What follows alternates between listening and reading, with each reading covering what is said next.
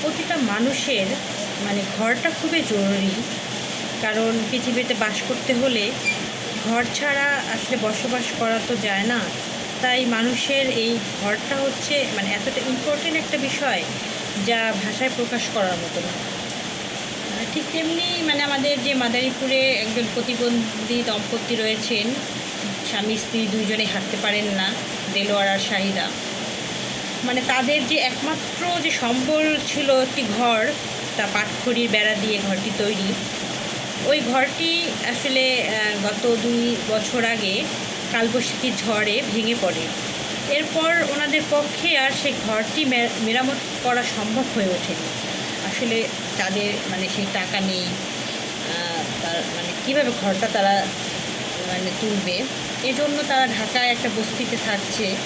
কিন্তু শাহিদার বাচ্চা হবে, এই জন্য সে অসুস্থ, সে নিজের ঘরে ফিরতে চায়। কিন্তু এই থাকার ঘরের জন্য সে নিজ বাড়িতে ফিরতে পারছে না। পরবর্তীতে আমি আসলে এগুলো জানতে পেরে আমি ওই বাসায় যাই, শাহিদার বাসায় যাই। গিয়ে দেখি যে আসলেই তার একটা ছোট্ট একটা ঘর, সেই ঘরটিও ভাঙা, পাটখড়ির বেড়া, এখানে থাকার কোনো উপযোগী না। তো এই জন্য আমি চিন্তা করলাম যে দেখি যদি আমার ফেসবুকে যে বন্ধুরা আছে, বিশেষ করে প্রবাসী বন্ধু, তারা যদি একটু এগিয়ে আসেন, হয়তো বা এই শাহিদাকে একটা ঘর উপহার দেওয়া সম্ভব হবে। এই চিন্তা থেকে আমি একটা পোস্ট দেই শাহিদার হাজব্যান্ডকে নিয়ে। তো দেখি আলহামদুলিল্লাহ অনেকে এগিয়ে এসেছেন, অনেকেই টাকা দিচ্ছেন, আরও টাকা দিবেন।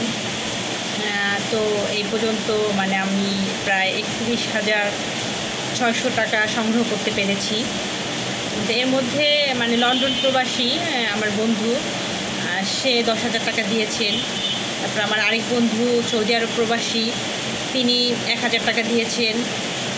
এরপরে প্ল্যানেট হাসপাতালের যে মালিক শামিমা সিথি আপু, তিনি 10,000 টাকা দিয়েছেন। তারপরে মাদারীপুরের একজন নারী, তিনি নাম প্রকাশ করবেন না, তিনি 1,000 টাকা। তারপর মাদারীপুরের আরেকজন নারী আইনজীবী, উনি 1,000 টাকা। তারপরে কুয়েত প্রবাসী নাজমুল মৃধা, উনি 2,000। ইতালি প্রবাসী আমাদের মাদারীপুরের ছেলে কাউসার হোসেন রাসেল, তিনি 5,000 টাকা। তার আরেকজন আছে মালয়েশিয়া প্রবাসী, উনিও নাম প্রকাশ করতে না বলেছেন, উনিও 1,000 টাকা। এভাবে আমরা টোটাল 31,000 টাকা সংগ্রহ করেছি। আসলে আরও টাকা দরকার, কম করে হলেও 1 লাখ টাকা তো লাগবেই। তো এই জন্য আমরা পোস্টটা বারবার দিচ্ছি, যাতে করে সবাই একটু নজরে আসে এবং এই প্রতিবন্ধী দম্পতির জন্য একটু এগিয়ে আসেন। আর আপনাদের একটু সহযোগিতায় আমরা আসলে এই প্রতিবন্ধীকে একটা ঘর উপহার দিতে পারবো, যে ঘরটি তার আসলে সারা জীবনের জন্য একটা আশ্রয়স্থান। এই আশ্রয় স্থানটি আমরা নিশ্চিত যদি করতে পারি, তাহলে খুবই একটা ভালো কাজ করা হবে।